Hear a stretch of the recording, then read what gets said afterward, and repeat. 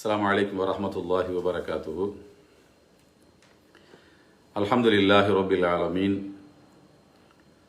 والصلاة والسلام على سيد المرسلين وعلى آله وصحبه أجمعين. فأعوذ بالله من الشيطان الرجيم. فكلوا مما ذكر اسم الله عليه إن كنتم بآياته مؤمنين.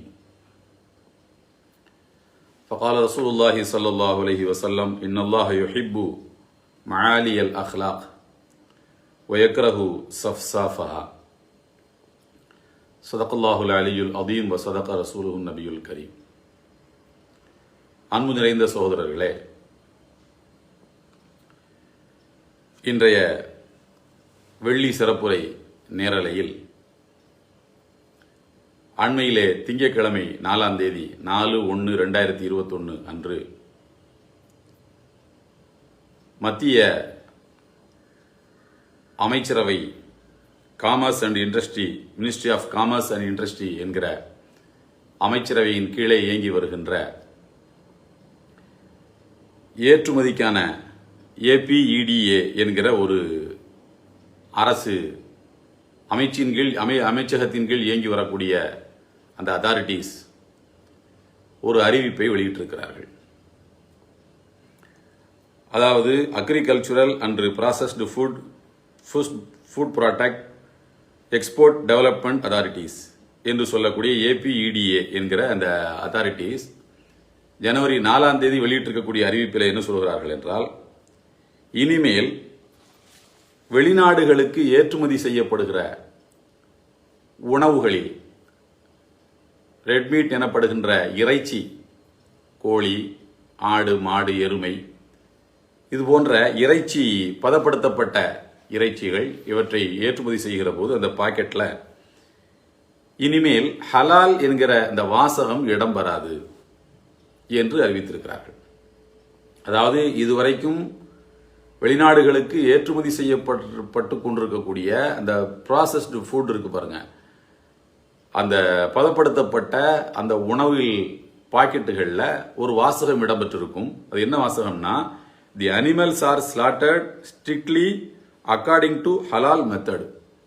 கண்டிப்பாக இந்த பாக்கெட்டில் அடைக்கப்பட்டிருக்கக்கூடிய இந்த மிருக இறைச்சி என்பது ஹலால் முறைப்படி அறுக்கப்பட்டது, கண்டிப்பாக ஹலால் முறைப்படி தான் இது அறுக்கப்பட்டிருக்கிறது என்கிற வாசகம் இடம்பெற்றிருக்கும். இந்த வாசகம் இனிமேல் இந்த பாக்கெட்டுகளில் இடம்பெறாது என்று அறிவித்திருக்கிறார்கள். எதற்காக இப்படி ஒரு அறிவிப்பை திடீரென்று அந்த APEDA என்கிற அமைப்பு அறிவித்திருக்கிறது என்று கேட்டால், அதற்கு அவர்கள் சொல்லக்கூடிய காரணம் ரொம்ப வினோதமானது. அவர்கள் சொல்லுகிறார்கள், ஹலால் என்கிற இந்த வார்த்தை பயன்பாடு என்பது எல்லா பாக்கெட்டுகளிலையும் இதுபோல கட்டாயம் இருக்க வேண்டுமோ, ஹலால் முறைப்படி அறுத்தால் மட்டும்தான் வெளிநாடுகளுக்கு ஏற்றுமதி செய்ய முடியுமோ என்கிற ஒரு எண்ணம், ஒரு அச்சம் ஏற்றுமதியாளர்களுக்கு மத்தியிலே, இந்தியாவில் இருக்கக்கூடிய பிசினஸ் பண்ணக்கூடிய ஏற்றுமதியாளர்களுக்கு மத்தியிலே ஏற்பட்டிருக்கிறது. ஹலால் முறையில் அல்லாமல் அறுத்தாலும் ஏற்றுமதி செய்யலாம் அப்படிங்கிறது தான் யதார்த்தம். ஆனால் இந்த ஹலால் ஹலால் ஹலாலுங்கிற வாசகம் திரும்ப திரும்ப திரும்ப திரும்ப சொல்லப்படுகின்ற போது ஏற்றுமதியாளர்களுக்கு அது என்ன எண்ணத்தை ஏற்படுத்துகிறது என்றால், ஹலாலா இருந்தா மட்டும்தான், ஹலாலா அறுக்கப்பட்டிருந்தா மட்டும்தான் ஏற்றுமதி செய்ய முடியுமா என்கிற ஒரு எண்ணத்தை ஏற்படுத்துகிறது. ஆகையினால் இது அகற்றப்பட வேண்டும் என்கிற கோரிக்கை இந்தியாவில் இருக்கக்கூடிய NGO-க்களிடமிருந்து அரசு சாராத சமூக அமைப்புகளிடமிருந்து வந்திருக்கிறது என்கிற ஒரு கோரிக்கையை சொல்லியிருக்கிறது. அதற்கடுத்தபடியாக இரண்டாவது என்னவென்று சொன்னால், ஹலால் நியத்ரன் மாஞ்ச் என்று சொல்லக்கூடிய ஒரு அமைப்பு, அதாவது ஹலாலை கண்காணிக்கும் அமைப்பு என்கிற ஒரு அமைப்பு. இந்த அமைப்பை நடத்தி வருவது ஒரு சீக்கிய சகோதரர், அவர் பேர் ஹரிந்தர் சிக்கா என்பவர். இவர் ஒரு வலதுசாரி சிந்தனை கொண்டவர். இவர் நடத்தி வரக்கூடிய இந்த அமைப்பு தொடர்ச்சியாக மக்களிடத்திலே பிரச்சாரம் செய்து கொண்டே வந்திருக்கிறது. ஹலால் என்பது கொடூரமாக மிருகங்களை வதைப்பது, துடிக்க துடிக்க அவற்றை வெட்டி கொள்வதற்கு பேர் தான் ஹலால் மெத்தட் என்பது. இது நமக்கு உகந்ததல்ல, அது முஸ்லிம்களுக்கு மட்டும்தான் என்று தொடர்ச்சியாக பிரச்சாரம் செய்து கொண்டே வந்திருக்கின்றார்கள். இந்த ஹலால் நேத்ரஞ்ச் மாஞ்ச் என்று சொல்லக்கூடிய இந்த அமைப்பின் சார்பில் மத்திய அமைச்சருக்கு ஒரு கோரிக்கை வைக்கப்பட்டிருக்கு, மத்திய அமைச்சரவைக்கு ஒரு கோரிக்கை வைக்கப்பட்டிருக்கிறது.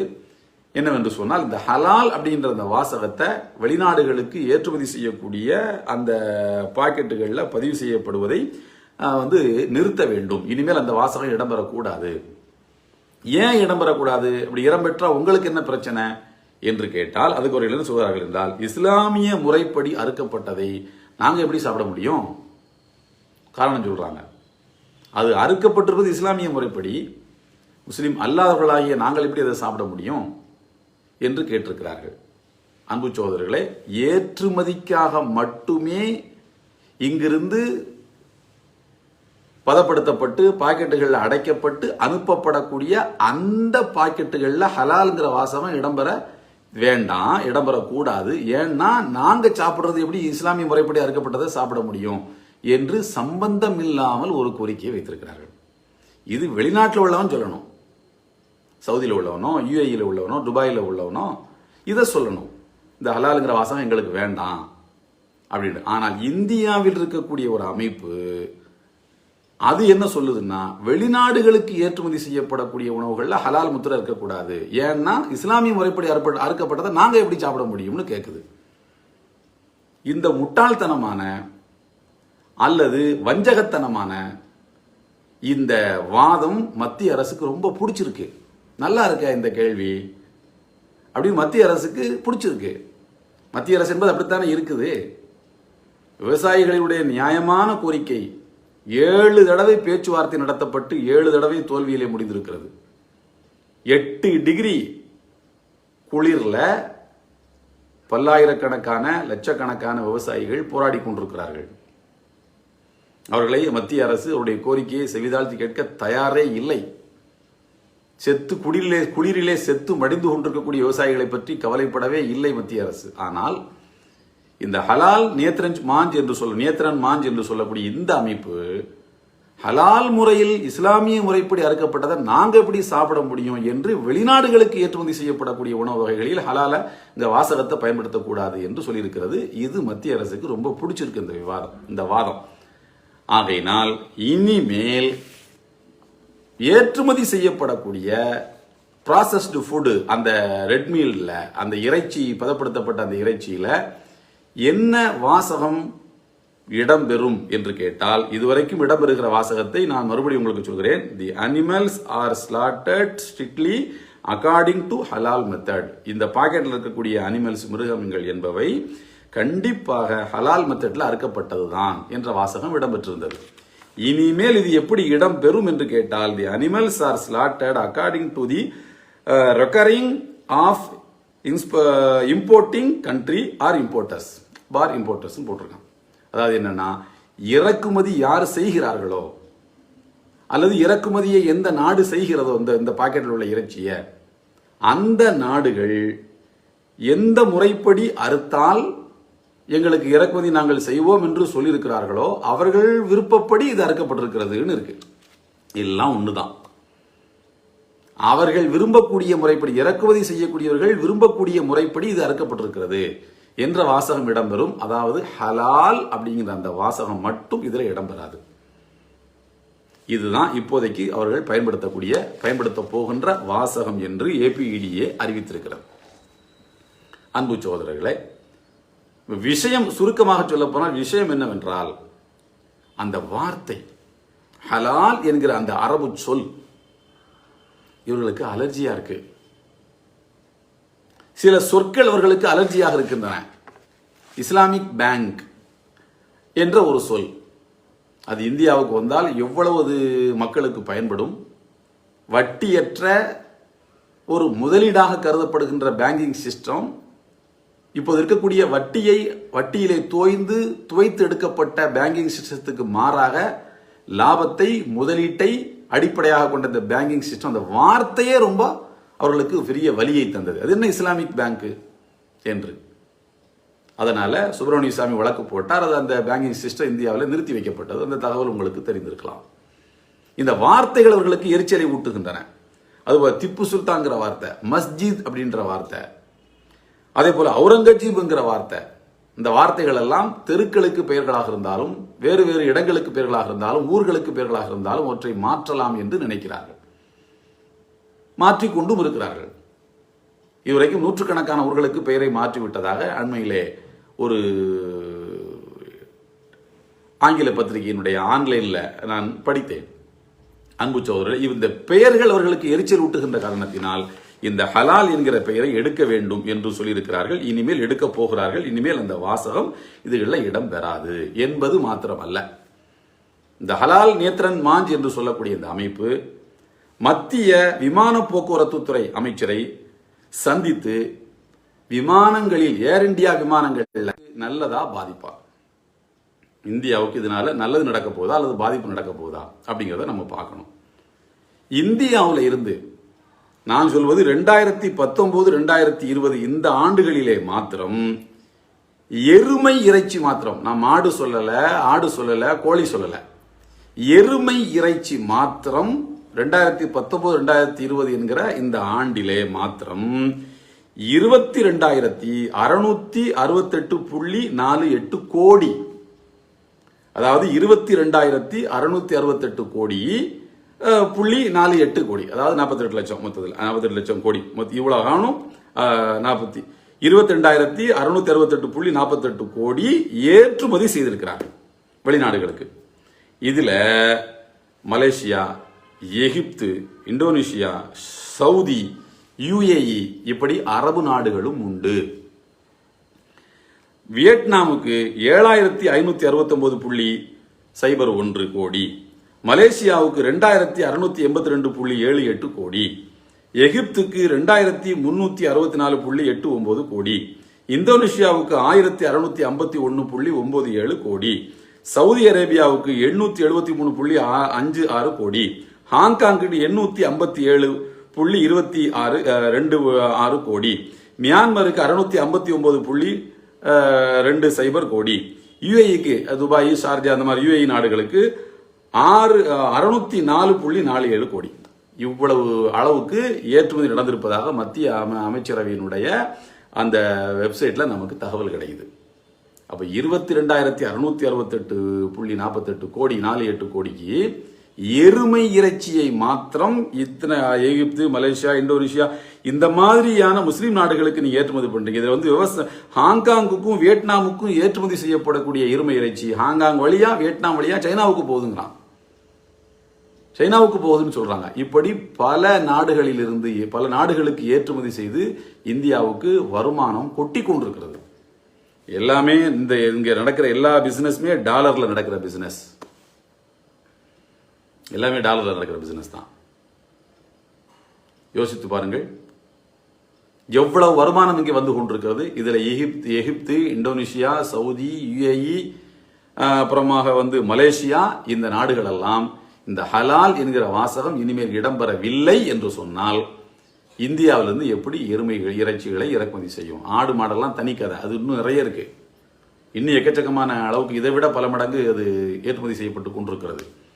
இது நிச்சயமாக இங்கே இருக்கக்கூடிய வலதுசாரி இந்துத்துவ சக்திகளை திருப்திப்படுத்துவதற்காக இந்த உத்தரவை போட்டுவிட்டு இங்கே இருக்கக்கூடிய ஏற்றுமதியாளர்களுடைய வயிற்றிலே மண்ணை அள்ளி போடக்கூடிய ஒரு வேலையைத்தான் மத்திய அரசு செய்து கொண்டிருக்கிறது.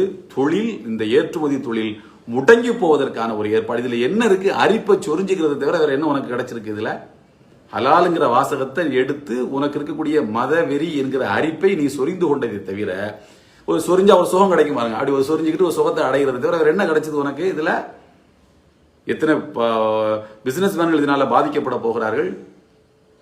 இதுல VHP என்ன சொல்லுதுன்னு கேட்டீங்கன்னா, நீங்கள் ஹலால் என்கிற வாசகத்தை இடம்பெற செய்தீர்கள் என்றால் ஜட்கா என்கிற வாசகத்தையும் இடம்பெற செய்ய வேண்டும் என்று சொல்லியிருக்கிறார்கள். அப்படி போடு, இது ஜட்கா முறைப்படி அறுக்கப்பட்டது, இது ஹலால் முறைப்படி அறுக்கப்பட்டதுன்னு சொல்லு. யாருக்கு எந்த ஆட்சேபனையும் இருக்க போறது இல்ல. ஜட்கா என்பது என்ன? மிருகங்களை நிறுத்தி வைத்து பிடரியில கம்ப வச்சோ அல்லது கூர்மையான ஆயுதங்களை வச்சு ஒரேடியா பிடரியில வெட்டி சாகடிக்கிறது, கம்ப வச்சு அடிச்சு சாகடி. நிறைய இந்த மாதிரி பார்த்துருக்க முடியும்.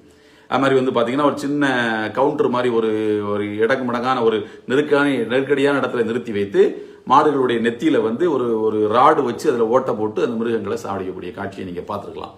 எப்படி ஸ்லாட்டர் நடக்குது, அறுக்கப்படக்கூடிய ஸ்லாட்டர் ஹவுஸுகளில் எப்படி அறுக்கப்படுகிற காட்சிகள்லாம் நீங்கள் வாட்ஸ்அப் யூடியூப்பில் போன்ற இதுகளில் நீங்கள் வந்து பார்த்துருக்க முடியும். அந்த மாதிரி அறுக்கிறதுக்கு பேர் தான் ஜட்கா முறை என்பது. இஸ்லாமிய முறைப்படி அறுக்கப்படக்கூடிய முறைகளுக்கு அந்த அந்த அதுக்கு பேரு ஹலால் என்பது. இந்த ஹலால் என்கிற வாசகம் எடுக்கப்பட வேண்டும் என்பதை தவிர வேறு எதுவும் இதனால் எந்த பலனும் இங்கே கிடைக்கவில்லை என்பது மட்டும்தான் மத்திய அரசு கிடைக்கக்கூடிய ரொம்ப முக்கியமான ஒரு விஷயம். இப்போ இதுல இந்த ஹலால் நியத்ரன் மாஞ்சுன்னு சொல்லக்கூடிய ஒரு அமைப்பு இருக்கு பாத்தீங்களா, இதை நடத்தக்கூடியவர் யாருன்னு சொன்னா ஹரீந்தர் சிக்கா என்று சொல்லக்கூடிய ஒரு சீக்கியர். ஒரு சீக்கியர் வழியாக ஹலால் கோரிக்கையை ஹலால்ங்கிற வாசகத்தை எடுக்க வேண்டும் என்று தூண்டிவிட்டு வலதுசாரி அமைப்புகள் சீக் வர்சஸ் முஸ்லீம், சீக்கியர்களை முஸ்லீம்களை மோதவிடக்கூடிய ஒரு வேலையை இப்போது கையில் எடுத்திருக்கிறார்கள். இப்போது இதை எடுக்கிறதுக்கு என்ன காரணம் புரியுதா உங்களுக்கு? பஞ்சாபிலே பாதிக்கப்பட்டிருக்கக்கூடிய புதிய வேளாண் சட்டத்தால் பாதிக்கப்பட்டிருக்கக்கூடிய சீக்கிய சமுதாயத்தை சார்ந்தவர்கள் போராடி கொண்டிருக்கிறார்கள் டெல்லியில. அவர்களுக்கு ஒத்துழைப்பாக இருக்கக்கூடியவர்கள் முஸ்லீம்கள் இருந்து வருகின்றார்கள். அவர்களுக்கு உணவு வழங்குவது, தண்ணீர் பாக்கெட் வழங்குவது, தேவையான சூடான வெந்நீர் வழங்குவது, இப்படி உதவி செய்து கொண்டிருக்கிறார்கள். இந்த ஒற்றுமையை குலைக்க வேண்டும் என்பது அவருடைய மிக முக்கியமான நோக்கம். அதனாலதான் இந்த நேரத்தில் இந்த பிரச்சனையை கையில் எடுத்திருக்கிறார்கள். கொஞ்சம் ஒரு 2 வருஷத்துக்கு ஒரு 1.5 வருஷத்துக்கு முன்னாடி மைனாரிட்டி கமிஷனிலே இடம்பெற்றிருக்கக்கூடிய கேரளாவை சார்ந்த ஒரு கிறிஸ்தவ சகோதரர் அவர் மத்திய அரசுக்கு கடிதம் போடுகிறார். உள்துறைக்கு என்ன கடிதம் போடுறாருன்னு சொன்னா, நீங்க வந்து நிறைய பேர் கிறிஸ்தவத்திலிருந்து இஸ்லாத்துக்கு மதம் மாறி போறாங்க, எதனால மனம் முடிப்பது, இன்னும் சில வெளிநாடுகளுக்கு செல்லலாம்ங்கிற காரணம், அப்படி நிறைய காரணங்களுக்கு போறாங்க. ஆகையினால் மதமாற்ற தடை சட்டம் ஒன்று கொண்டு வர வேண்டும் என்று ஒரு கிறிஸ்தவனை வைத்து கோரிக்கை எழுப்புகிறார்கள். அவன் அங்கிருந்து கடிதம் போடுறான். அதுபோல இன்னொரு தமிழகத்திலும் வடபுலத்தில் இருக்கக்கூடிய சில மாநிலங்களும் சில முக்கியமான பிரதானமான சில கோயில்கள் இருக்கின்றன.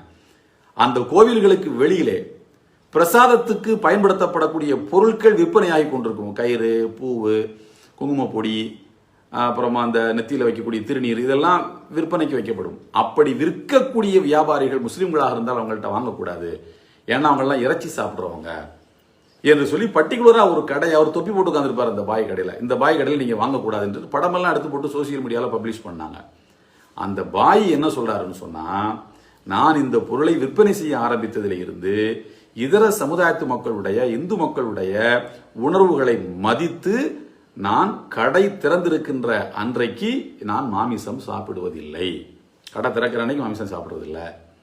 எத்தனை வருஷமாவும் நான் சாப்பிடாம இருக்கிறேன். லீவ் இருந்தால் மாத்திரம் அன்றைக்கு தான் நான் மாமிசம் சாப்பிடுவேன், அது ரொம்ப அரிதாகத்தான் என்று அவர் சொன்னதுக்கு பிறகுதான் அந்த பிரச்சனை அடங்கியது. அப்ப இந்து வர்சஸ் முஸ்லீம், சீக்ஸ் வர்சஸ் முஸ்லீம், கிறிஸ்டியன் வர்சஸ் முஸ்லீம் என்கிற இந்த எதிர்ப்பு மனநிலையை கட்டமைப்பதற்கான ஒரு ஏற்பாடு, அதுவும் இந்த வேளாண் சட்டத்துக்கு எதிராக மக்கள், சீக்கிய மக்கள் போராடி கொண்டிருக்கக்கூடிய இந்த சூழலில் ஹரீந்தர் சிக்கா என்று சொல்லக்கூடிய ஒரு சீக்கியர் வழிநடத்தக்கூடிய ஹலால் நியத்ரஞ்ச் மாண்ட் என்று சொல்லக்கூடிய ஒரு அமைப்பை வைத்து இந்த ஹலால் முத்திரையை எடுக்க வேண்டும் என்கிற ஒரு கோரிக்கையை வைத்து, இந்த கோரிக்கை நியாயமற்ற கோரிக்கை, வெளிநாடுகளுக்கு ஏற்றுமதி செய்யப்படக்கூடிய உணவு பொட்டலங்கள்ல ஹலால்ங்கிற முத்திரையை எடுக்கணும்னு சொல்லி உள்நாட்டில் வாழ்ந்துகிட்டு இருக்கவன் கோரிக்கை வைக்கிறான். அவன் அர்த்தத்தை நாங்க எப்படி சாப்பிட முடியும்? சோ அது வெளிநாட்டுகளடா போகுது முட்டாப்பையில என்று கேட்கக்கூடிய ஒரு எதிர்கேள்வி கேட்கக்கூடிய ஒரு தெளிவு, சிந்தனை தெளிவு இருந்தாலும் மத்திய அரசு அதை கேட்க தயாராக இல்லை என்கிற இந்த யதார்த்தத்தை நாம் முதலிலே புரிந்து கொள்ள வேண்டும். அதற்கடுத்து 2வது விஷயம் என்னவென்றால், இது மாதிரியான குட்டி குட்டி அமைப்புகள் இருக்கிறது அல்லவா, சின்ன சின்ன அமைப்புகள், ஹலால் நியத்ரஞ்ச் மாஞ்சுன்னு சொல்றது, வேற வேற இந்த குட்டி குட்டி அமைப்புகள் பேர, இதெல்லாம் சின்ன சின்ன அமைப்புகள் நிறைய வச்சிருப்பாங்க. RSSல அந்த மாதிரி நிறைய அமைப்புகள் இருக்கும். நம்ம சமுதாயத்திலேயும் அமைப்புகளுக்கு ஒன்றும் பஞ்சம் இல்லை, ஏகப்பட்ட அமைப்புகள் இருக்குது. நான் என்ன சொல்ல வர்றேன்டா, என்னிடத்துல அண்மையிலே கூட சமூக உயிரோட்டம் என்கிற பத்திரிகையில் ஒரு கேள்வி கேட்ட நேரத்தில் பல அமைப்புகள் இருக்கிறது சமுதாயத்துக்கு நல்லதா கெட்டதா, ரொம்ப நல்லதுன்னு நான் சொன்னேன். பல அமைப்புகள் சமுதாயத்தில் இருப்பது நல்லது. என்னன்னா டூப்ளிகேஷன் பண்ணக்கூடாது, ஒருத்தன் வேலையை இன்னொருத்தன் பண்ணக்கூடாது. காப்பி 2 பேரும் போய் எலெக்ஷன்ல நிற்கிறது, ஒருத்தன் ஏற்று போட்டிடுறது, 2 பேரும் வேலையை செஞ்சு சண்டை போட்டுக்கிறது, இதுதான் ஆகாது. பல அமைப்புகள் இருப்பது தவறல்ல. அதிலேயும் நசுக்கப்பட்டு கொண்டிருக்கக்கூடிய ஒரு சமுதாயத்துக்கு பல அமைப்புகள் இருப்பது நல்லது. ஆனால் ஒருவர் மற்றவருடைய வேலைகளை காப்பி அடிக்கக்கூடாது. காப்பி அடிச்சாதான் பிரச்சனை வருது. இப்போ RSSக்கு பாத்தீங்கன்னா ஏகப்பட்ட அமைப்புகள், துணை அமைப்புகள் இருக்கின்றன. மதர் பாடி தான் RSS. அவர்கள் விரும்பக்கூடியவற்றை துணை அமைப்புகளை வைத்து அந்த வேலையை கிளீனா நீண்ட நெடுங்காலமாக செய்து கொண்டே இருப்பார்கள். அண்மையிலே கூட பார்த்தீர்கள் என்று சொன்னால் மதுரையில் இருக்கக்கூடிய வட இந்திய மக்கள் சங்கம் என்கிற ஒரு சங்கம் மதுரையில் வந்து மதுரை ஹைகோர்ட்ல கேஸை போட்டு தமிழர்களுக்கு எதிராக ஒரு கேஸை போட்டு வின் பண்ணியிருக்கலாம். அந்த அமைப்பு மேல நம்ம ஒரு கேஸ் போடணும். இந்தியாவில் வட இந்தியன் தென் இந்தியன் பாகுபாடு பார்க்கக்கூடிய ஒரு அமைப்பை நடத்திட்டு இருக்கிறான். அவன் எத்தனை கேஸ் போட்டிருக்கான், அதில் எத்தனை வின் பண்ணியிருக்கான், எத்தனை மத சார்புள்ள கேஸ்லாம் கண்டுபிடிச்சு அவன் மேல ஒரு வழக்கு போட்டு அந்த அமைப்பு தடை பண்ணணும்ல. அதுக்கு நாம வேலை செய்யணும். எனவே குட்டி குட்டி அமைப்புகள் இது போன்ற வேலை செய்யக்கூடிய அமைப்புகளை கவுண்டர் கொடுக்கிறது மாதிரி, அவர்களுக்கு பதில் தருவது மாதிரி நம்ம சமுதாய அமைப்புகளிலும் சின்ன சின்ன அமைப்புகள் வேலை செய்ய வேண்டும். அதற்காக பல அமைப்புகள் இருப்பது தவறே கிடையாது. சொல்ல போனால் முழுக்க முழுக்க அது நியாயமானது என்பது இந்த நிகழ்வில இருந்து நாம் பெற்றுக்கொள்ளக்கூடிய ரொம்ப முக்கியமான ஒரு பாடமாக இருக்கிறது.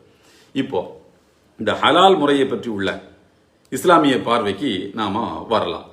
பாருங்கள், ஹலால் என்பது என்ன, ஹலால் மெத்தட் என்பது என்ன? நீங்க கூகுளில் போயிட்டு ஹலால் மெத்தட் ஆஃப் ஸ்லாட்டர்னு நீங்க டைப் பண்ணீங்கன்னா அவ்வளோ கோரமாக எழுதியிருக்கிறாங்க. முஸ்லீம்கள் வந்து மிருகங்கள் அறுக்கப்படும் போது கை கால்களெல்லாம் அப்படி துடிச்சு பண்ணும் பாருங்க, காலை அசைக்கும் பாருங்க, வலியில் அப்படி துடிக்கிறத பார்த்து ரசிப்பாங்க. ரசித்து குரானுடைய வசனங்களை பக்கத்தில் நின்று ஒரு லெப்பை வந்து ஓதிக்கிட்டே இருப்பார். அதை துடிக்கத்தான் அவங்க கழுத்தில் வச்சு தான் இருப்பாங்க. நம்மளை மாதிரி பிடரியில் வந்து பிடரியில் அடித்து அதுக்கு மயக்கத்தை கொடுத்து வலி தெரியாமல் அதை அறுக்க மாட்டாங்க. நம்ம மெத்தடு தான் மிருகங்களுக்கு வலி தெரியாது. ஏனென்றால் நம்முடைய மதம் என்பது மிருக வதையை கண்டிக்கிறது. இஸ்லாமிய மதம் என்பது மிருக வதையை வந்து ஊக்குவிக்குது. அதனாலதான் அவங்க துடிக்க அறுத்து கொலை பண்றாங்கன்னு எழுதி வச்சிருக்கான். ஆனால் யதார்த்தம் என்ன? நாம் இதர சமுதாயத்து மக்களுக்கு சொல்ல வேண்டிய செய்தி இது. யதார்த்தம் என்னவென்றால் ஹலால் மெத்தட் ஆஃப் ஸ்லாட்டர், ஹலால் முறையில் அறுப்பது என்பது என்ன? முதலிலே பிராணியை படுக்க வைக்க வேண்டும். ஒட்டகமாக இருந்தால் தவிர, ஒட்டகத்தை மட்டும்தான் நிற்க வச்சு அறுக்கிறது. ஏன்னா அதை படுக்க வைக்க முடியாது. ஆடு மாடு கோழி இவைகளெல்லாம் படுக்க வசத்தில் வச்சு அதனுடைய குரல் வளை, உயிர் நரம்பு இருக்கு பாருங்க, குரல் வளையில கூர்மையான கத்தியை வைத்து அறுக்க வேண்டும். அது கத்தியாக இருக்க வேண்டும். ஒரு பொருள் இருக்கிறது, அது கத்தி செய்யும் வேலையை செய்யும், ஆனால் அது கத்தி அல்ல. உதாரணமா கண்ணாடி இருக்கு, உடைஞ்ச பாட்டில், நகம் இருக்கு, கூர்மையான நகம் இருக்குது. இப்ப நகை வெட்டியில பயன்படுத்தப்படக்கூடிய ஒரு முழுக்குன்னு ஒரு கத்தி இருக்கு பாருங்க, அது கத்தி தான். ஆனா கத்தி செய்யற வேலையை அது செய்யாது, அறுக்காது. கத்தியா இருக்குது, ஆனா கத்தி செய்யற வேலையை செய்யாதுன்னா அதை வச்சும் அறுக்கக்கூடாது. அது கத்தி அல்ல, ஆனா கத்தி செய்யற வேலையை செய்யும். கண்ணாடி, உடைஞ்ச பாட்டில் கண்ணாடி, நகம், இந்த மாதிரியான பொருட்களாகவும் இருக்கக்கூடாது. கத்தினா ப்ராப்பர் நைஃப், கத்தி. அந்த கத்தி கூர்மையாக இருக்கிறதா என்று பார்த்துக் கொள்ள வேண்டும், தீட்டிக் கொள்ள வேண்டும். உயிர் நரம்பை கத்தரிக்க வேண்டும். இந்த ஆடு மாடுகளுக்கு இதெல்லாம் வந்து இந்த ரெண்டு சைடு களத்துல என்ன இருக்குதுன்னா வலி நரம்புகள் இருக்கின்றன. இந்த நரம்புகளையும் கத்தரிக்கணும். அறுத்தடியே ரெண்டு சைடுலையும் தலையை துண்டிச்சிடக்கூடாது. இப்படி அறுக்க வேண்டும். அறுத்து கீழே போட்டீங்கன்னு சொன்னா காலை உதறும் பாருங்க. காலை உதறது அது வலியில் உதறவில்லை. காலை உதைப்பதை போல் உதைத்துக் கொண்டிருக்கிறது அல்லவா, நன்றாக புரிந்து கொள்ளுங்கள், அது வலியில் உதைக்கவில்லை. ஏனென்றால் வலி அதற்கு தெரியாது. வலி நரம்புகள் துண்டிக்கப்பட்டு விட்டன. இஸ்லாமிக் மெத்தட் ஆஃப் ஸ்லாட்டர்ல, ஹலால் மெத்தட் ஆஃப் ஸ்லாட்டர்ல வந்து வலி நரம்புகளை ஆரம்ப கட்டத்திலேயே துண்டித்து விடுவோம். அதனால் அது வலியில் உதறவில்லை.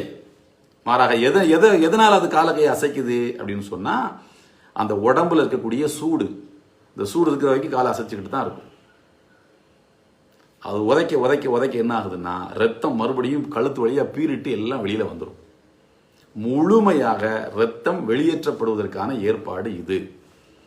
ஏனென்றால் அந்த ஆட்டுக்கு இருக்கக்கூடிய நோய்கள் ரத்தத்தின் வழியாகத்தான் அந்த ஆட்டோடு கலந்து இருக்கின்றன. ரத்தம் வெளியேற்றப்பட்டுட்டா அந்த நோய்க்கான எல்லா தன்மைகளும் வெளியேறிவிடும். ஆட்டினுடைய நோய் மனுஷனுக்கு வராது, அந்த ஆட்டுக்கு இருக்கக்கூடிய மனுஷனுக்கு வராது. இன்னைக்கு ரத்தம் டெஸ்ட் பண்ணி பார்க்குறோம்ல, வைத்தியத்துக்கு போனா ரத்தத்தில் தான் எடுத்து பார்க்குறாங்க என்ன வியாதி இருக்குது என்ன ஏதுன்னு.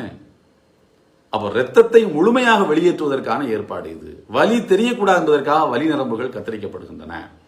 இதுதான் ஹலால் மெத்தட் ஆஃப் ஸ்லாட்டர். ஆனால் பிடரியில கம்பை வச்சு ஓங்கி அடிச்சதுக்கு மயக்கத்தை கொடுத்து இருக்கிறார்கள் அல்லவா, அப்போ ஆடு மயங்கிரும், துடிக்காது, ஆடு மயங்கி விடும். ஆனால் அது வலியை உணரும். மயக்கத்தில் இருக்கும், ஆனால் வலியில் இருக்கும். வலியை வெளிப்படுத்த முடியாதபடி அதை மயக்கத்தில் வைத்திருப்பார்கள். இப்ப சொல்லுங்க, எது மிருக வதை, எது துன்புறுத்தல்?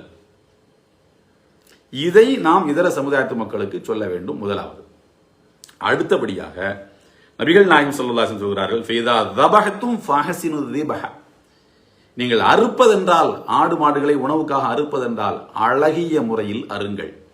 ஃபைதா கத்தல்தும் ஃபஹசினுல் கித்லா, நீங்கள் அதை கொல்வது கூட அழகிய முறையில் நீங்கள் கொன்று விடுங்கள், சித்திரவதை பண்ணாதீங்க என்று சொல்கிறார்கள். ரத்தம் முழுமையாக வெளியேற்றப்பட்டதற்கு பிறகு தோலை உரிச்சு, அதனால தானே ஹலால் மெத்தடில் அறுக்கப்பட்ட மாமிசங்களின் இறைச்சி சுவை அதிகமாக இருக்கிறது. அது இரத்த வாடை வருவதற்கு பதிலாக ஒரு வாசம் அல்லவா அதிலே வருகிறது. அதில் சமைக்கப்படுகிற உணவு விரும்பி சாப்பிடப்படுவதற்கும் சுவை தனியாக இருப்பதற்கு என்ன காரணம்? ஹலால் மெத்தட் ஆஃப் ஸ்லாட்டர் தானே. பாய் வீட்டு பிரியாணி ரொம்ப சுவையா இருக்குதுன்னு இதர சமுதாயத்து மக்கள் அன்போடு சாப்பிடுகிறார்கள். அதற்கு என்ன காரணம்? ஹலால் மெத்தட் ஆஃப் ஸ்லாட்டர் தானே. எனவே இதை நாம் சொல்ல வேண்டும். எல்லாம் வல்ல அல்லாஹ் தஆலா அருள்மறையாம் திருக்குர்ஆனில் இந்த மாதிரி அனுமதிக்கப்பட்ட உணவுகளுக்கு ஒரு வாசகம் சொல்கிறான், தய்யிபாத், தூயவை. தடை செய்யப்பட்ட உணவுகளுக்கு சொல்கிறான் ஹபீசாத், தீயவை, அருவருக்கத்தக்கவை. தய்யிபாத், ஹபீசாத். வயுஹில்லு லஹுமுத் தய்யிபாத் வயுஹர்ரிமு அலைஹிமுல் ஹபாயிஸ். தீயவற்றை தடுக்கிறார், தூயவற்றை அனுமதிக்கிறார். இது நபிகள் நாயகம் ஸல்லல்லாஹு அலைஹி வஸல்லம் செய்த பணி என்று அல்லாஹ் அருள்மறையாம் திருக்குர்ஆனிலே சொல்லுகிறார். அடுத்து, ஒரு பொருளை படைத்தவன் தான் சொல்ல வேண்டும் அந்த பொருளை எப்படி பயன்படுத்தணும்னு. அல்லாஹ் அருள்மறையாம் திருக்குர்ஆனில் சூரத்துல் முல்க் என்கிற அத்தியாயத்தில் 67வது அத்தியாயத்தினுடைய 14வது வசனத்திலே சொல்கிறான், அலா யஅலமு மன் ஹலக், படைத்தவனுக்கு தெரியாதா? ஹுவல் லத்தீஃபுல் ஹபீர், அவன் நுண்ணறிவு திறன் மிக்கவன், ரொம்ப நுட்பமானவன், அனைத்தையும் நன்கு அறிந்தவன். அலா யஅலமு மன் ஹலக், படைத்தவனுக்கு தெரியாதாயா ஒரு பொருளை எப்படி யூஸ் பண்ணணும்னு? அவன் தானே சொல்லணும். அதுபோல 6வது அத்தியாயத்தினுடைய 118, 119 ஆகிய வசனங்களிலே சொல்கிறான், ஃபகுலு மிம்மா துக்கிரஸ்முல்லாஹி அலைஹி இன் குன்தும் பிஆயாத்திஹி முஃமினீன், இறைவனுடைய வசனங்களை நீங்கள் நம்பக்கூடியவர்களாக இருந்தால் இறைவனுடைய திருப்பெயர் சொல்லி அறுக்கப்பட்டதை மட்டுமே நீங்கள் உண்ணுங்கள், மற்றவற்றை உண்ணாதீர்கள். தாலிக்கும் ஃபிஸ்க், அது பாவம் என்று சொல்கிறான் இன்னொரு வசனத்தில். வமாலக்கும், இன்னும் சொல்கிறான், வமாலக்கும் அல்லா தாக்குல் மிம்மா துக்கிரஸ்முல்லாஹி அலைஹி, இறைவனுடைய திருப்பெயர் சொல்லப்பட்டதை உண்ணாமல் இருக்க உங்களுக்கு என்ன வந்தது? அதை உண்ணுவதற்குத்தான காரணம் இருக்கு, உண்ணாமல் இருக்க என்ன காரணம் இருக்கு என்று சொல்லிவிட்டு, உங்களுக்கு தடை செய்யப்பட்டது எது என்பதை இறைவன் தெளிவுபடுத்தி சொல்லிவிட்டான். ஒரு மிருகம் இந்த உலகத்தை விட்டு விடைபெறுகின்ற போது இறைவனுடைய படைப்புகளில் உன்னதமான படைப்பாக இருக்கக்கூடிய மனிதனுக்கு அது பயன்பட்டு இந்த உலகத்தை விட்டு செல்கிறது, தன்னை பயன்படுத்த கொடுத்து விட்டு இந்த உலகத்தை விட்டு போகிறது. அப்படி என்றால் ஒரு உன்னதமான பணிக்கு அது பயன்பட்டு இருக்கிறது. அந்த பணிக்கு அது பயன்படுகின்ற போது கடைசியாக அது இறைவனுடைய திருநாமத்தை அல்லவா கேட்டுவிட்டு செல்ல வேண்டும் இந்த உலகத்தில். அதற்காகத்தானே அதுக்கு இறைவனுடைய திருநாமம் சொல்லப்படுகிறது. இறைவனுடைய திருப்பெயர் பிஸ்மில்லாஹி அல்லாஹு அக்பர் என்கிற அந்த வாசகத்தை சொல்லும் போது அந்த ஆட்டினுடைய உயிர் சந்தோஷமாக இந்த உலகத்தை விட்டு பிரியும், இறைவனுடைய வார்த்தைகளை கேட்டு விட்டு பிரியும். அதற்காகத்தான் இந்த ஏற்பாடு. இந்த உலகத்தில் மனிதனுக்காகவே அனைத்தும் படைக்கப்பட்டிருக்கின்றன. இதுதான் இஸ்லாமிய கோட்பாடு. அடிப்படை பேசிக்கல என்ன? மாடுகளுக்காக மனிதன் படைக்கப்படவில்லை. மாடுகளை வதைத்தான் என்பதற்காக அடித்துக் கொள்கிறார்களே, கௌரச்சக் என்கிற பெயரிலே, என்கிற பசு பாதுகாவலர்கள் என்கிற பெயரை வைத்துக் கொண்டு பல்லாயிரக்கணக்கான மனிதர்களை, பல நூற்றுக்கணக்கான பேரை கொண்டு விரித்துக் கொண்டிருக்கிறார்களே, அது அதற்கு என்ன காரணம் என்றால் சிந்திக்கும் திறன் அவரிடமிருந்து எடுக்கப்பட்டு விட்டது. மனிதன் தான் இந்த உலகத்தில் இறைவன் படைத்த படைப்புகள் அனைத்தையும் விட உயர்ந்தவன். அந்த உயர்ந்த படைப்பாக இருக்கக்கூடிய மனிதனுக்கு எல்லாம் வல்ல இறைவன் சீர்தூக்கி பார்க்கும் திறனை கொடுத்திருக்கிறான். வகீமுல் வஸ்ன பில் கிஸ்த், இந்த பூமியிலே சீர்தூக்கி பார்க்கும் திறனை நேர்த்தியாக நீங்கள் நிறைவேற்றுங்கள். வலா துஹ்சிருல் மீசான், சீர்தூக்கி பார்க்கும் திறனை நீங்கள் பாழாக்கி விடாதீர்கள். அது என்ன சீர்தூக்கி பார்க்கும் திறன்? எது கரெக்ட் எது தவறு என்பதுதான். இன்றைக்கு கூட ஆட்சியாளர்கள் எப்படி இதை சீர்தூக்கி பார்த்திருக்க வேண்டும்? ஹலால் மெத்தட் ஆஃப் ஸ்லாட்டர்ல அறுக்கப்படக்கூடிய இந்த முறையில மனிதனுக்கு ஆரோக்கியம் இருக்கு என்று வேர்ல்டு ஹெல்த் ஆர்கனைசேஷன் சொல்லி இருக்கிறது. வேர்ல்டு ஹெல்த் ஆர்கனைசேஷன் சொல்லியிருக்கிறது. அதாவது அகில உலக சுகாதார நிறுவனம் சொல்லியிருக்கிறது, ஹலால் முறையிலே அறுக்கப்படுவதில் தான் நல்ல ஆரோக்கியமான மனிதனுக்கு ஆரோக்கியமான உணவு கிடைக்கிறது என்று சொல்லியிருக்கிறது. அப்படியானால் அதை அடிப்படையாக வைத்து இந்த ஹலால் முறையை மருத்துவ அடிப்படையிலே, மெடிக்கல் சயின்ஸ் அடிப்படையில் நிரூபிக்கப்பட்ட உண்மை என்கிற காரணத்தினால் இதன் அடிப்படையிலே மக்கள் என்ன செய்யணும், அறுக்கப்பட்டிருக்கக்கூடிய உணவுகளை சாப்பிட வேண்டும் என்கிற ஒரு சர்க்குலரை அனுப்புவதற்கு பதிலாக ஹலால் என்கிற வாசகத்தை எடுப்போம் என்று சொல்வதற்கிறதே, அது தோய்ந்த ஒரு மதவாதம், அறியாமையில் தோய்ந்த ஒரு மதவாதம் என்பதை தவிர வேறொன்றும் கிடையாது. அதுபோல நபிகள் நாயகம் ஸல்லல்லாஹு அலைஹி வஸல்லம் அவர்கள் சொல்லியிருக்கின்றார்கள். ஒரு ஹதீஸில் இருக்கிறது பாருங்கள், இன்னல்லாஹ யுஹிப்பு மஆலியல் அக்லாக். அல்லாஹு தஆலா ஜாஹிலியாவுடைய காலத்தில், இஸ்லாத்துக்கு முந்திய காலகட்டங்களில் எந்த நற்பண்புகள் எல்லாம் மக்களிடத்தில் இருந்து வந்ததோ அந்த நற்பண்புகள் அனைத்தையும் இஸ்லாத்துக்குள்ளும் அல்லாஹ் அடாப்ட் பண்ணிக்கிட்டான், அக்செப்ட் பண்ணி கொண்டார்கள் நபிகள் நாயகம் ஸல்லல்லாஹு அலைஹி வஸல்லம். ஜாஹிலியாவில் இருந்து உள்ள விஷயமாச்ச, அதை எப்படி நாம் இஸ்லாத்துக்குள்ள எடுக்கிறது அப்படின்னு நினைக்கல அவங்க. ஜாஹிலி அஞ்ஞான காலத்தில் உள்ள நடைமுறையாக இருந்தாலும் அது இறைவனுடைய நீதிக்கும் நேர்மைக்கும் ஒழுக்கத்துக்கும் உடன்பட்டதாக இருந்தால் அதை அப்படியே ஒத்துக்கொண்டார்கள். நபிகள் நாயகம் ஸல்லல்லாஹு அலைஹி வஸல்லம் சொன்னார்கள், இன்னல்லாஹு யுஹிப்பு மஆலியல் அக்லாக். உயர்ந்த பண்புகளை அல்லாஹ் நேசிக்கிறான். வயக்ரஹு ஸஃஸாஃபஹா. அவற்றில் மட்டமானதை அல்லாஹ் வெறுக்கிறான், மட்டமானதை வெறுக்கிறான் என்று நபிகள் நாயகம் ஸல்லல்லாஹு அலைஹி வஸல்லம் சொல்கிறார்கள். இது ஹாக்கிம், தபரானி, பைஹகி ஆகிய நூல்களில் இடம்பெற்றிருக்கிறது. ஹஸரத் கதாதா ரஹ்மத்துல்லாஹி அலைஹி அவர்கள் 16வது அத்தியாயத்தினுடைய 90வது வசனம், ஒவ்வொரு ஜும்மாலையும் நாம கேள்விப்படுற வசனம், இன்னல்லாஹ யஅமுரு பில் அத்லி வல் இஹ்சான் வ ஈதாஇ தில் குர்பா வ யன்ஹா அனில் ஃபஹ்ஷாஇ வல் முன்கரி வல் பகி யஅதுக்கும் லஅல்லக்கும் ததக்கரும். இந்த வசனத்திற்கு விளக்கம் அளித்த போது கதாதா ரஹ்மத்துல்லாஹி அலைஹி அவர்கள் சொல்கிறார்கள், தஃப்சீர் இப்னு கஸீரில் இருக்கிறது, லைஸ மின் ஹுலுகின் ஹஸனின் கானா ஹுலுல் ஜாஹிலிய்யத்தி யஅமலூன பிஹி வ யஸ்தஹ்சினுனா இல்லா அமரல்லாஹு பிஹி. அஞ்ஞான காலத்தில் எந்த நல்ல நடைமுறைகளை எல்லாம் அஞ்ஞானவாதிகள் கடைபிடித்தும் விரும்பியும் வந்தார்களோ அவற்றையெல்லாம் அல்லாஹ் இஸ்லாத்துக்குள் ஒரு கட்டளையாக பிறப்பிக்காமல் இல்லை, கட்டளையாக பிறப்பிச்சிருக்கிறான். அதுக்கடுத்து லைஸ மின் ஹுலுகின் ஸஜ்இன் கானு யதஆயருனஹு பைனஹும். தங்களுக்கிடையிலே அருவருக்கத்தக்கதாக ஜாஹிலியாவாதிகள் இவற்றையெல்லாம் அஞ்ஞான காலத்திலே கருதி கொண்டிருந்தார்கள் இஸ்லாத்துக்கு முன்னர், அவற்றை இல்லா நஹல்லாஹு அன்ஹு, அல்லாஹ் அவற்றை தடை செய்யாமல் இருக்கவில்லை. ஏனென்றால் மனிதனுடைய வஸன் என்கிற சீர்தூக்கி பார்க்கும் திறன் அதை நல்லது என்று ஒத்துக்கொண்டது. அது இறைவனுடைய நியதியோடு, இறைவன் இந்த உலகத்திலே நிலைநாட்ட விரும்புகின்ற ஒழுக்கத்தோடு ஒத்துப்போயிருக்கிறது. ஆகையினால் அதை இறைவனுடைய மார்க்கத்தில் நபிகள் நாயகம் ஸல்லல்லாஹு அலைஹி வஸல்லம் சேர்த்துக் கொண்டார்கள். அங்கே இஸ்லாம் அது ஜாஹிலியா காலத்தில் உள்ளதாச்ச, அதை எப்படி நம்ம எடுத்துக்கிறது அப்படின்னு நினைக்கல. ஆனால் இங்க இருக்கக்கூடிய மதவாதம் அது எப்படி பார்க்குதுன்னா, ஹலால்ங்கிற வாசகம் ஆகாது, ஹலாலுங்கிற வாசகமே ஆகாது. ஐரோப்பாவில் மனாராக்களை பார்த்து பயந்தாங்களாம், பள்ளிவாசலுடைய மினாராக்களை பார்த்து. அபுல் ஹசன் அலி நதிவி அவர்கள் மினாரட் ஸ்பீக்ஸ் ஏதோ ஒரு புத்தகமே எழுதியிருக்கிறார், மினாராக்கள் பேசுகின்றன என்று. அரபு மொழியில் இருக்கிறது, உருதுல இருக்கு, ஆங்கிலத்தில் இருக்குது அந்த புத்தகம். மினாராக்களை பார்த்து பயந்தாங்க, ஏன்னா அது இஸ்லாத்தை பிரச்சாரம் செய்யக்கூடிய கருவியாக இருக்கிறது என்று நினைத்து கொண்டு பயந்தார்கள். அந்த மாதிரி இந்த அரபு சொற்களை கண்டு இங்க இருக்கக்கூடியவர்கள் பயப்படுகிறார்கள். இந்த அரபு சொற்களால் ஹலால்னா என்னது, அது எங்கிருந்து வந்தது, அந்த ஒரிஜினல் வார்த்தை குவாரண்டைன்கிற வார்த்தை எங்கிருந்து வந்துச்சு, அதனுடைய ஒரிஜினல் வார்த்தை அரபிலிருந்து வந்துச்சு, அது அர்பஈன்ங்கிறது அர்த்தம். இப்படி எல்லாம் சொல்லி நம்ம அந்த விஞ்ஞானத்தினுடைய பலனை இஸ்லாம் ஏற்படுத்தியேதான் என்று நாம் சொல்லி கொண்டாடுகிறோம் அல்லவா. அதுபோல பின்னால ஒரு 100 வருஷம் கழிச்சுச்சுன்னா இந்த ஹலாலுங்கிற வாசகம் எல்லா பக்கமும் பொதுவாயிடும். இப்போ ஹமாம் சோப்பு இருக்கு பாருங்க, இந்த ஹமாம்ங்கிறது எங்க இருந்து வந்துச்சு, ஹம்மாம் என்ற அரபு சொல்ல இருந்து வந்துச்சு. ஹமாம்னு என்ன அர்த்தம், பாத்ரூம்னு அர்த்தம். பாத்ரூம் என்பதற்கு ஹமாம்ங்கிற சொல் இருக்குதே, அது அரபு மொழியில தான் அந்த சொல்லு முதல்ல வந்துச்சு. ஏன்னா ஐரோப்பாவில் பாத்ரூம்னு தனியாக ஒன்று வச்சுக்கல அவங்க. இது அரபு கல்ச்சர் உலகம் முழுக்க அதை தத்தெடுத்து கொண்டது. அந்த மாதிரி இந்த ஹலால் மெத்தட் என்பதை, இஸ்லாமிய முறைப்படி அறுக்கப்படுகிற இந்த ஹலால் மெத்தட், இஸ்லாமிய கல்ச்சரை உலகம் முழுக்க இன்னைக்கு அக்செப்ட் பண்ணுது. ஹலால் டைனிங் என்று அமெரிக்காவில் யூனிவர்சிட்டியில ஒத்துக்கொண்டு விட்டார்கள்.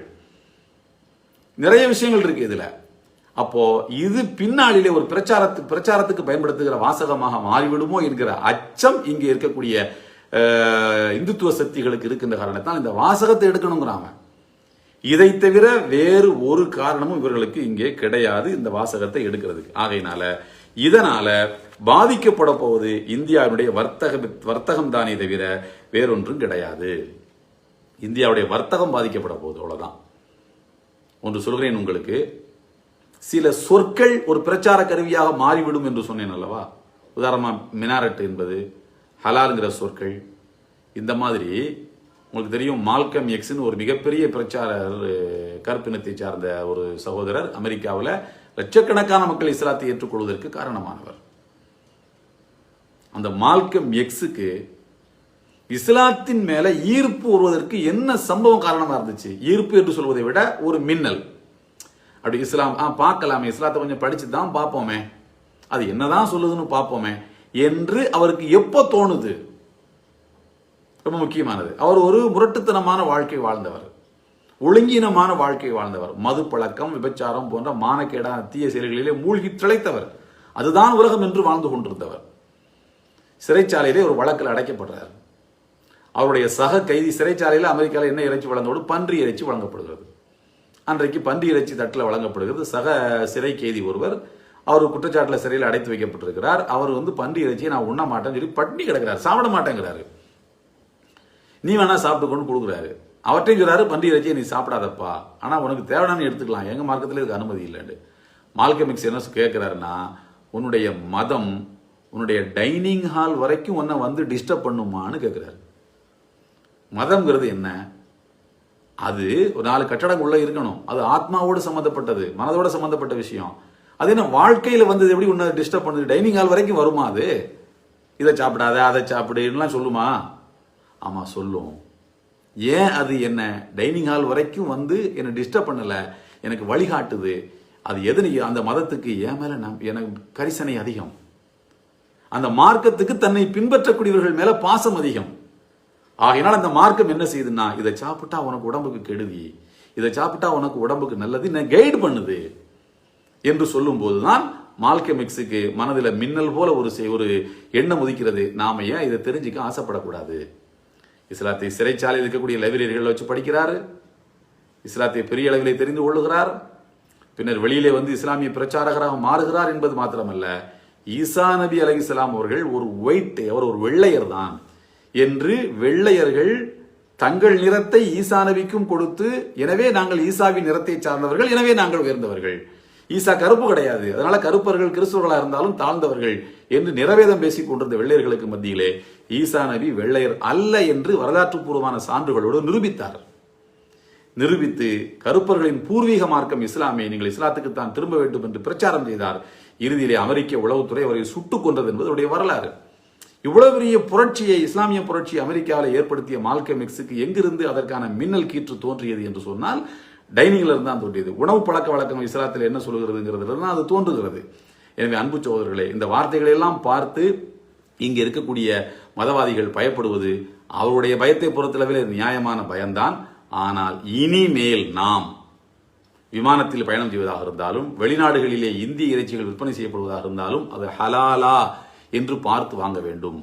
ஹலால் என்கிற சொல்லை திரும்ப திரும்ப நம்முடைய புழக்கத்திலே நாம் பயன்படுத்த வேண்டும். இங்கே நம்முடைய ஹோட்டல்களில் ஹலால் மெத்தடில் அதெல்லாம் எந்த தடையும் கிடையாது. இது பெருசா நம்முடைய அன்றாட வாழ்க்கை ஹலால் என்கிற வார்த்தையே இந்தியாவிலிருந்து எடுத்துடுவான், ஹலால் உணவு முறைகளை எடுத்து விடுவான் என்பது அல்ல. ஆனால் அதை நோக்கிய 1000 மைல் கொண்ட பயணத்துல ஒரு சின்ன ஸ்டெப் எடுத்து வச்சிருக்காங்களான்னு கேட்டா எஸ்ன்னு தான் நம்ம சொல்ல முடியும், இந்த வார்த்தையை அகற்றியதில் இருந்து. ஆகையினால் நம்முடைய உணவு பழக்க வழக்கங்களில் நாம் மிக கவனமாக இருக்க வேண்டும். இனிவரும் நாட்களிலே இந்த ஹலாலை மிக கடுமையாக, மிக அழுத்த நிறுத்தமாக நம்முடைய வாழ்விலை நாம் கடைபிடிக்க வேண்டும். நபிகள் நாயகம் ஸல்லல்லாஹு அலைஹி வஸல்லம் சொல்கிறார்கள், நீங்கள் உண்ணுகின்ற உணவு ஹராமாக இருக்கும்போது உங்களுடைய பிரார்த்தனைகளை இறைவன் எப்படி ஏற்றுக்கொள்வான் என்று நபிகள் நாயகம் ஸல்லல்லாஹு அலைஹி வஸல்லம் ஒரு கேள்வி நமக்கு முன்வைத்தார்கள். ஆகையினால் நம்முடைய உணவு தூயதாக இருக்க வேண்டும், ஹலாலானவையாக இருக்க வேண்டும் என்பது மாத்திரமல்ல, இது போன்ற ஹலால் மெத்தட் ஆஃப் ஸ்லாட்டர் என்பதற்கு மாத்திரமல்ல, இஸ்லாமிய தத்துவத்துக்கு எதிராக எழுந்து வருகின்ற எல்லா எதிர்ப்புகளையும் மிக தைரியமாக துணிச்சலோடு எதிர்கொண்டு இந்த மண்ணிலே இஸ்லாத்தை நிலைநாட்டக்கூடிய பணியிலே நம்முடைய பங்கையும் நாம் தர வேண்டும் என்று கேட்டு நிறைவு செய்கிறேன். வாஹிரு தஅவானா அல்ஹம்துலில்லாஹி ரப்பில் ஆலமீன். அஸ்ஸலாமு அலைக்கும் வரஹ்மத்துல்லாஹி வபரகாத்துஹு.